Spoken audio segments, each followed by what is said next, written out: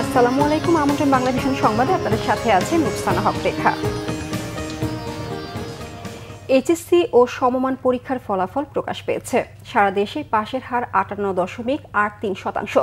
GPA 5 পেয়েছেন 69,097 জন। গেল 5 বছরের মধ্যে সর্বনিম্ন পাশের হার এবার শতভাগ পাশ করেছেন 345 প্রতিষ্ঠানের শিক্ষার্থীরা, আর 202টি প্রতিষ্ঠানে কেউই পাশ করেননি। সকাল 10টার দিকে সবগুলো বোর্ডের ফলাফল ঘোষণা শুরু হয়। উচ্চ মাধ্যমিকের ফলাফলে এবার এগিয়ে ঢাকা শিক্ষা বোর্ড। সর্বোচ্চ 64.62% পাশের হার বোর্ডটিতে। 62.57% পাশের হার নিয়ে দ্বিতীয় অবস্থানে বরিশাল বোর্ড। এরপর যথারীতি রাজশাহী বোর্ডে 59.40%, দিনাজপুর বোর্ডে 57.49%, চট্টগ্রাম বোর্ডে 52.57%, সিলেট বোর্ডে 51.86%, ময়মনসিংহ বোর্ডে 51.54%, যশোর বোর্ডে 50.20% ও সর্বনিম্ন কুমিল্লা বোর্ডে 48.86% পাশের হার। মাদ্রাসা বোর্ডে পাশের হার 75.61%, কারিগরি শিক্ষা বোর্ডের পাশের করেছে 62.67% শিক্ষার্থী। এবার এইচএসসি ও সমমানের পরীক্ষা দিয়েছেন 12.5 লাখ পরীক্ষার্থী।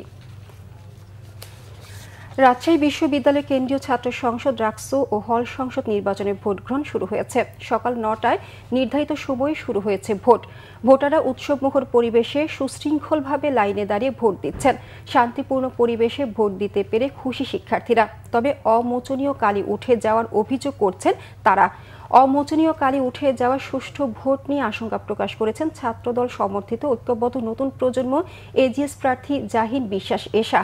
বিকেল 4টা পর্যন্ত 17টি কেন্দ্রে চলবে ভোট গ্রহণ। রাকসুতে 23টি পদে ছাত্রদল ও শিবির সমর্থিত সহ 12টি প্যানেল ও স্বতন্ত্র প্রার্থী হিসেবে লড়ছেন 247 জন। এর মধ্যে ভিপি পদে 18, জিএস পদে 13 ও এজিএস পদে 16 জন প্রতিদ্বন্দ্বিতা করছেন। এছাড়া প্রতিটি হল সংসদে প্রতিদ্বন্দ্বিতা করছেন 597 জন প্রার্থী। রাকসু ও সিনেটে মোট ভোটার 28,901 জন। আইন শৃঙ্খলা পরিস্থিতি স্বাভাবিক রাখতে ক্যাম্পাসে র্যাব, পুলিশ ও বিজিবি প্রায় 3,000 সদস্য মোতায়েন রয়েছে। কিন্তু এখানে উঠে যাচ্ছে, তো এটা প্রশাসনের দেখা উচিত ছিল। আসলে এটা আমিও দেখতে পেয়েছি এবং আমি নিজে যখন দিয়েছি সেটা সবাই বলার পর আমি নিজেও টেস্ট করে দেখেছি, আমার আঙ্গুলের কালিও উঠে গিয়েছে।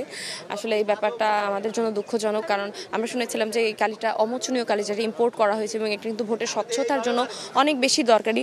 আমাদের এখানে নিয়ম ছিল যে কালারের ব্যালট বাক্স সেই কালারের ব্যালট পেপার।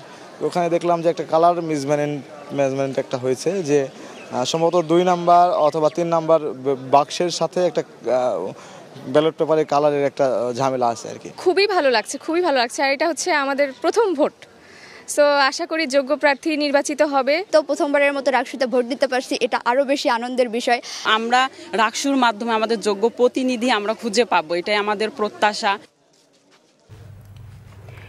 রাকসু নির্বাচনের খবর সংগ্রহে রাজশাহী বিশ্ববিদ্যালয়ে রয়েছেন সহকর্মী পরিতোষ চৌধুরী আদিত্য। যুক্ত হচ্ছে তার সঙ্গে।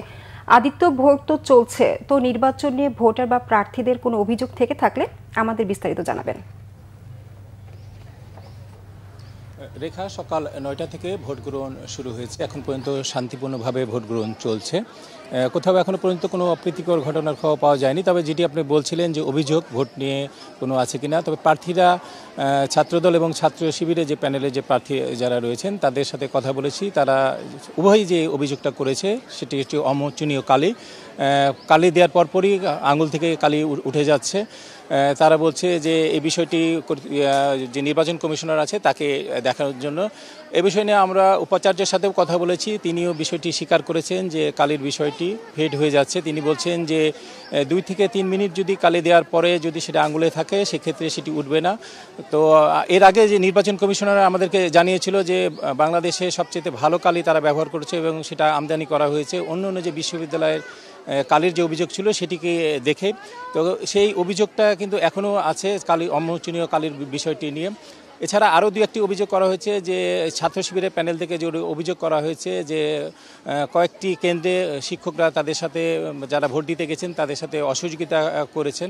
এর বাইরে এখন পর্যন্ত গুরুতর তেমন কোনো অভিযোগ নেই।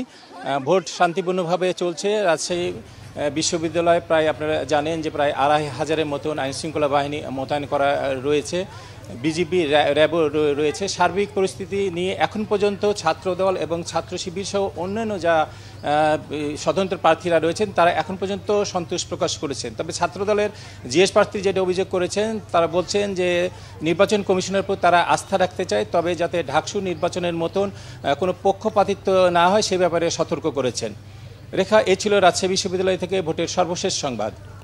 আদিত্য, আপনাকে ধন্যবাদ।